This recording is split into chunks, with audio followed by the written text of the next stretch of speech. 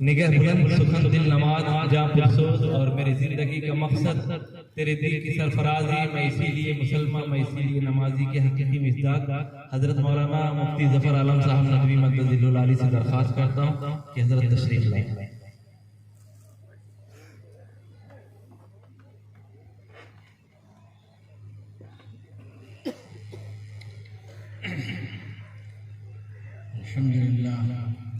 الحمد لله رب العالمين، والصلاة والسلام على سيد المرسلين وعلى آله وصحبه أجمعين، وبارك وسلم تسليما كثيرا كثيرا، وبعد. أعوذ بالله من الشيطان الرجيم، بسم الله الرحمن الرحيم.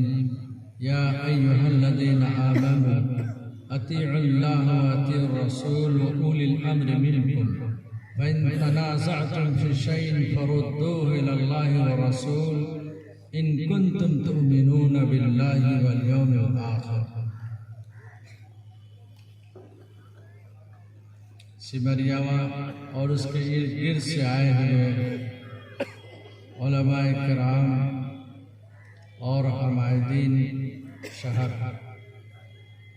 آپ سب کا ہم تہ دل سے شکریہ ادا کرتے ہیں کہ آپ بہت ہی اہم پروگرام جو عام رواجی اجلاس کی طرح نہیں بلکہ صرف شریعت اور ہماری ضرورت کے تحت اس میں آپ شرکت کے ہیں. مجمع اگرچہ بہت مختصر نظر آ رہا ہے لیکن اس کی اہمیت اور قیمت بہت ہی عظیم اور بہت ہی بلند ہے. اس لیے آپ کا یہاں آنا اس عظمت اور اہمیت کے پیش نظر بہت ہی بابرکت ہے، اور امید ہے کہ انشاءاللہ یہ خیر و برکت کی سنگین ہو.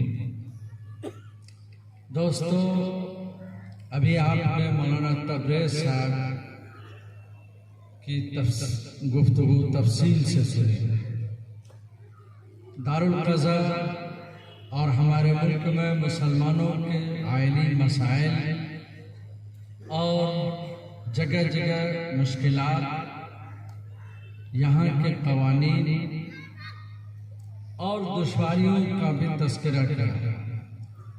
ذہن میں جو سوالات آ سکتے تھے ان سوالات کو خود انہوں نے بہت تفصیل سے قانونی دائرے میں حل کر کے پیش کیا. اس لیے اگر آپ نے غور سے سنی ہے ساری باتیں تو میرے خیال میں کوئی خلجان نہیں. بس آگے زیادہ کچھ کہنے کے لیے نہیں ہے، صرف ایک واقعہ انہوں نے مولانا نے ذکر کیا، اس کی طرف میں توجہ دوں. مولانا نے یہ بات کہی ہے کہ جس وقت دارالقضا کے خلاف سپریم کورٹ میں مقدمہ دائر ہوا تھا اور یہاں ندوۃ العلماء کو ذمہ داری دی گئی تھی کہ آپ اس کے لیے تیاری کریں. ہمارے وکلاء میں سے جو مسلم وکلاء تھے سپریم کورٹ کے، یوسف مچھالہ وغیرہ، ان لوگوں نے ذمہ داری دی تھی. یہاں ندوے نے 3 افراد کو ایک کمیٹی بنائی تھی تیاری کے لیے، اس میں یہ عاجز بھی شامل تھا. 1 مہینے تک لائبریری میں رہنا پڑا، ہندوستان کی تاریخ کو کھنگالا اور مسلمانوں کے حالات کا جائزہ لیا. دارالقضا کی تاریخ دیکھی تو اندازہ لگا کہ 1000 سال سے یہاں دارالقضا کا نظام رہا. یہ چیز ہمارے ہندوستانی مسلمانوں کے لیے انتہائی خوش آئند ہے اور اس ملک کی تاریخ کے لیے اور خود اس ملک کے باشندوں کے لیے قابل فخر چیز ہے. بہت پہلے جب مسلمان یہاں، جیسا کہ مولانا نے اشارہ کیا، تجارت کی حیثیت سے آئے، سمندری راہوں سے آئے، ہندوستان اور عربوں کے تعلقات صحابہ کے دور سے اور اس کے بعد کے ادوار میں مسلمان جب یہاں رہنے لگے تو مسلمانوں میں پھر اسلامی خوبی تھی. وہ اصول ضابطے جو اسلام کے تھے وہ چیزیں تھیں. مسلمان اس ملک میں رہنے لگے تو یہاں کے لوگوں نے ان کا استقبال کیا، ان کی عزت کی اور اپنے مسائل مسلم عالم کے ذریعے حل کرنے کی کوشش کی۔ چنانچہ قاضی مقرر ہوتے رہے، ہر سماج میں قاضی ہوتے تھے ملک کے مختلف حصوں میں، اور وہ اس سماج کے درمیان جو مسائل جھگڑے کے اٹھتے تھے وہ قاضی حل کرتے تھے۔ حکومت سے زیادہ کچھ تعلق اس مسئلے کا نہیں تھا، بلکہ سماج میں قاضی حضرات اس کو حل کرتے تھے۔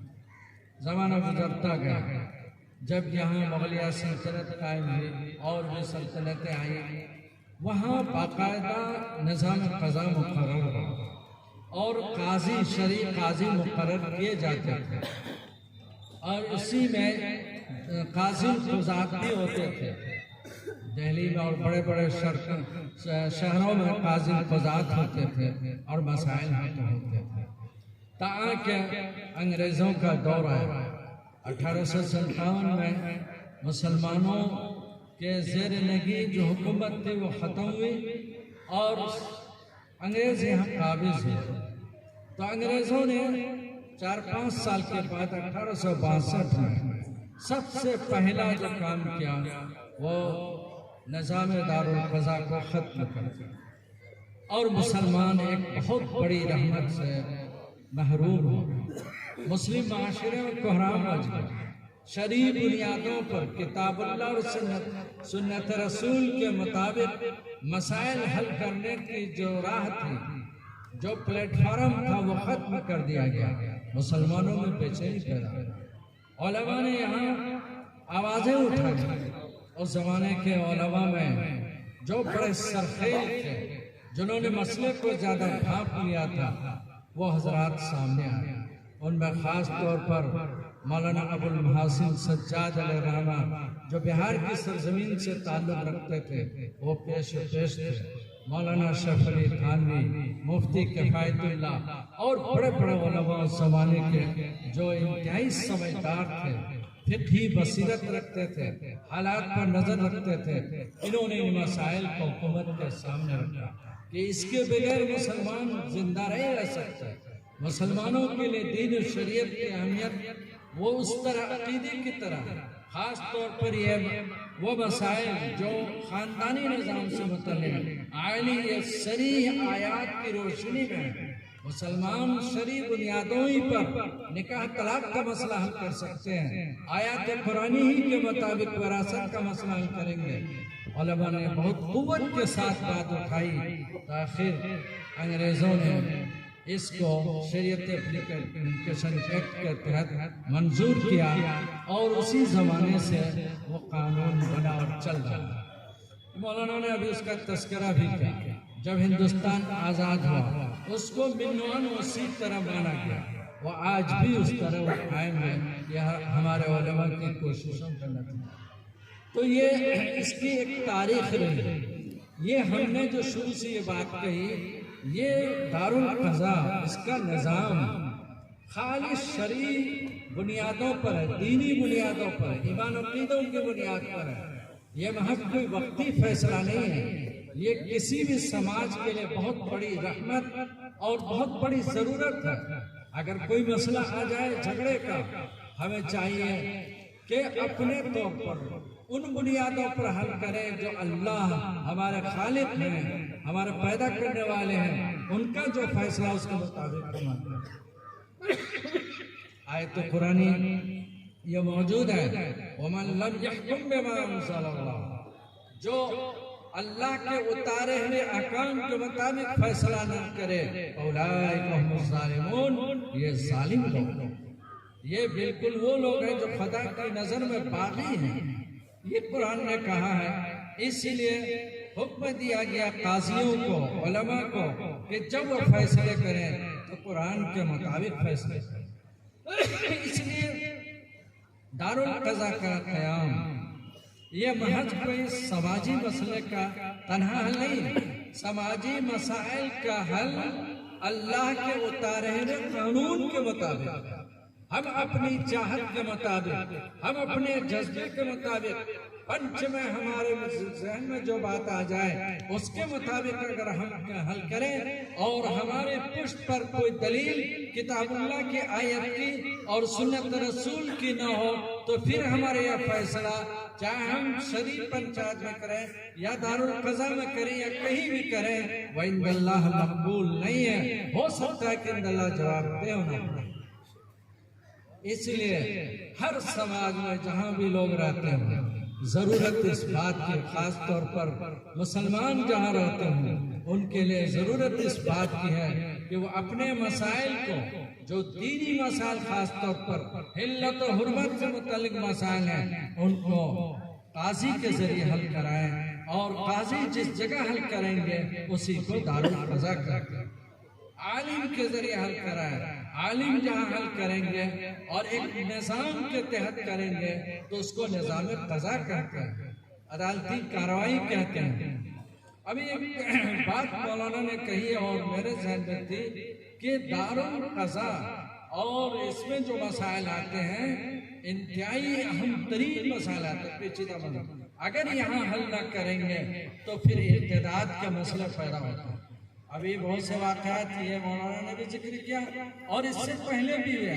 مولانا شریف علی تھانوی رحمۃ اللہ علیہ نے کتاب لکھی باقاعدہ الحیلۃ الناجزہ کے نام سے، وہ مجبور ہوئے تھے اس کتاب کے لکھنے پر اس زمانے میں جبکہ شوہر کسی کوئی ظالم شوہر اپنی بیوی کو نہ طلاق دے اور نہ ہی جانے دے اور اس کی عورت مجبور ہو جائے، ان کو ظلم کی چکی میں پستے پستے وہ پریشان ہو جاتی تھی تو مرتد ہو جاتی تھی اور وہ دوسرا مذہب اختیار کر لیتی تھی تاکہ اس ظالم شوہر سے چھٹکارا پائے۔ مولانا شریف علی تھانوی نے اس پر کتاب لکھی۔ اور بھی وہ ایسے لوگ جن کے شوہر غائب ہو گئے، ان کے پاس کوئی حل نہیں تھا کہ یہ عورت کیا اسی طرح زندگی گزارے گی یا اور یہ کسی دوسرے مرد سے نکاح کر سکے گی۔ کتنے ایسے مسائل تھے جو بغیر قاضی کے حل نہیں ہو سکتے تھے۔ مولانا شریف علی تھانوی نے اس سلسلے میں جدوجہد کی کتاب لکھی، راستے بتائے اور نکاح کے کرنے کے درمیان تفویض طلاق کا مسئلہ بتایا کہ نکاح کریں ایسے حالات میں جہاں یہ آ سکتے ہیں تو عورت خود اس میں لکھ دے نکاح کے اس میں کابین میں وہ یہ ذکر کرے، شرط لگائے کہ اگر شوہر نے ایسا کیا تو مجھے اختیار ہوگا طلاق لینے کا۔ یہ بہت سے حل تو نکالے، لیکن وہ بات جس کو مولانا ابو المحسن سجاد علیہ رحمہ کہہ رہے تھے کہ اصل اس کا حل یہ ہے امارت شریف کا قیام، ایک امیر کا قائم ہونا اور پھر ان کے قاضیوں کا قائم ہونا، مقرر ہونا، تاکہ ان مسائل کا حل کیا جائے، یہی اصل چیز تھی۔ انہوں نے پورے ملک میں تحریک چلائی اور جب ملک نے قبول نہیں کیا، علماء نے طرح طرح کی بحثیں شروع کر دی، تب پھر بہار کے حد تک یہ چیز قائم ہوئی اور دارالقضا کا وہاں نظام قائم ہوا۔ الحمدللہ وہاں بڑے وسیع پیمانے پر ہر جگہ وہ دارالقضا کا نظام چل رہا ہے، حکومت بھی تسلیم کرتی ہے اور کورٹ بھی تسلیم کرتے ہیں، بہت سے معاملات وہاں سے بھیجے جاتے ہیں۔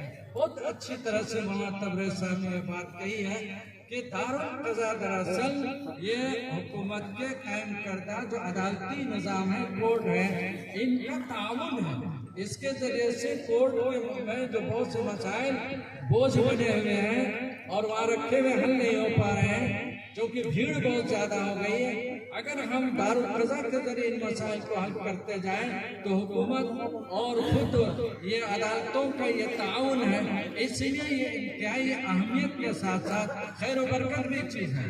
ایک سال کے اندر، چند مہینوں کے اندر، بلکہ بعض موقع سے اسی مجلس میں مسائل حل ہو جاتے ہیں، جس کے لیے ہم 4 سال 10 سال چکر کاٹیں، وہ اسی مجلس میں وہ مسائل حل ہوتے ہیں۔ اب امریکہ کے عدالتوں کے طلاق کے مسئلے کی رپورٹیں پڑھیں تو معلوم ہوگا 25 سال کی عورت نے طلاق کی درخواست دی اور 25 سال تک وہ مقدمے چلتے رہے، 50 سال جب عمر ہو گئی، بوڑھی جب ہونے جا رہی، تب فیصلہ ہو رہا ہے طلاق کا۔ یہ حالات ہوتے ہیں چونکہ عدالتوں میں مقدموں کی بھرمار ہوتی ہے، وہ ایک سینئر سے چلتے ہیں، کب کس کی باری آئے اس پر سر۔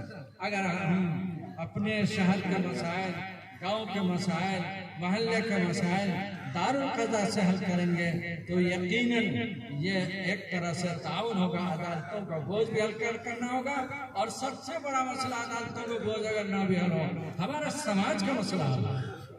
और एक साहब अभी जैसे कि हमें तो लगा वकील साहब हैं, मामला देखते हैं, एक बार उन्होंने सवालात सब जो किए हैं, जायज़ के मुकदमा, तलाक के मुकदमा क्या सिर्फ मुसलमानों के हैं? मैं समझता हूँ कि सबके हैं, जो लोग भी बसते हैं, लेकिन तलाक के मसले मुसलमानों के कोर्ट में ज़्यादा आते हैं। क्यों आते हैं? उसकी बड़ी बुनियाद है। उसकी वजह यह है, बरादरान वतन में हमारे जो मुल्क में जो लोग रह रहे हैं, इनका निकाह जब हो जाता है, वो निकाह 7 जन्म के लिए होता है, हमेशा के लिए होता है। इसलिए वो निकाह मजहबी तौर पर, धार्मिक तौर पर टूटता नहीं है। उनके यहाँ ऑप्शन नहीं है कि वो जा सके। इसलिए जिन हालात में भी हों, वो उसी तरह उसी घर में जिंदगी गुजारती हैं। मुसलमानों के यहाँ इसका ये ऑप्शन है, कुरान ने दिया है कि मुश्किल और तंगी की जिंदगी न गुजारो। अगर शौहर से अनबन हो जाए, मुश्किलात हो जाए, कुरान ने उसके तफसील बयान की है। शौहर ही को समझाया कि पहले बीवी को समझाओ, और जब बात समझ ले तो बहुत अच्छी बात। अगर नहीं समझ में बात आ रही है, दूसरा तरीका यह कि बिस्तर अलग करो। हो सकता समझदार औरत, मोहब्बत रखने वाली औरत वो बात समझ ले। अगर वो भी न समझे, औरतें बहुत तरह की होती हैं, बाज औरतें मारपीट ही से बात समझती हैं, तो हल्की फुल्की मार से काम हो।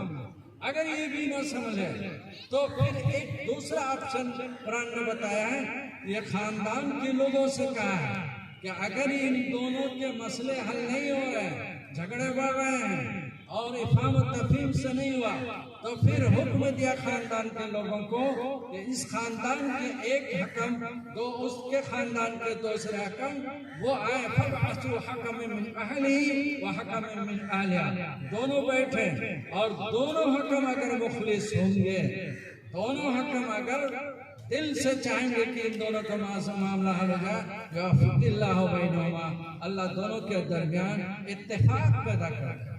अगर ये चीज भी नहीं हो सकती, इत्तेफाक नहीं हुआ, खुदा न खास्ता दोनों जिद्दी बन गए, दोनों खानदान के लोग समझ रहे कि इनके जुदा होने ही में आफियत है और ये दूसरी जिंदगी गुजार सकते हैं, तब फिर कुरान ने इजाजत दी है कि अब तलाक, एक तलाक देकर ये जुदा हो जाए। ऐसी हालत में जबकि औरत पाक हो और फिर इद्दत उसी में गुजर जाए, जरूरत नहीं दूसरी तीसरी की, उसी में वो जुदा हो जाए। ये ऑप्शन दिया है, दूसरी जगहों में ये ऑप्शन नहीं है। ये निज़ाम कुरान ने सिर्फ कायम किया है और मुसलमानों के दरमियान है।